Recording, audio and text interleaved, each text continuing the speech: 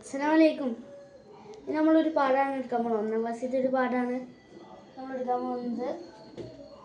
അലിഫ് എന്ന പാഠം, ഹംസ എന്ന പാഠം, അങ്ങനെ കുറച്ച് പാഠങ്ങളാണ്. അപ്പോൾ നമുക്കൊന്ന് എടുത്ത് നോക്കാം. അലിഫ് അലിഫ് അങ്ങനെ നമുക്ക് പറയാം. അലിഫ് ഹംസ ഹംസ ഹംസ ഹംസ ഹംസ ഹംസ. അലിഫ് ഇടുക, എന്നിട്ട് ഹംസ ഇടുക, എന്നിട്ട് താഴത്തെ ഫത്ത ഇട്ട ഇ.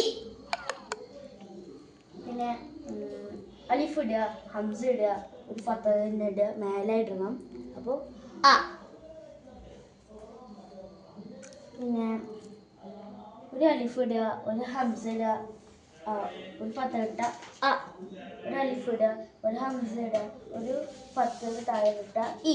ഇനി വേറെ ഒന്നാണ്. ഒരു ഹംസ ഇടുക, ഒരു ഫത്ത ഇടുക, ഒരു ഒമ്പട്ട ഉ. ഒരു അലിഫ് ഇടുക, ഒരു ഹംസ ഇടുക, ഒരു ആ ഇടുക. എന്നിട്ട് ഇതിൽ ഞാൻ പറഞ്ഞത് അജറുൻ. അജറുൻ എന്ന് പറഞ്ഞാൽ കല്ല് എന്നാണ് അർത്ഥം. ഇനി അബ് ഉപ്പ, അബുൻ ഉപ്പ, അബുൻ ഉപ്പ. വമ്മാണ്, വമ്മാണ്, വമ്മാണ്. അലിഫ് ഹംസ. അസറുൻ. അസറുൻ എന്ന് പറഞ്ഞാൽ സിംഹം, സിംഹം, സിംഹം. കാട്ടിലെ രാജാവായ സിംഹം അസറുൻ. പിന്നെയുള്ളത് നമ്മളെ ഇന്നത്തെ പാഠം കഴിഞ്ഞു. ഇനി നമ്മൾ അടുത്ത ദിവസം അടുത്ത പാഠം എടുക്കുന്നു. അസ്സലാമു അലൈക്കും.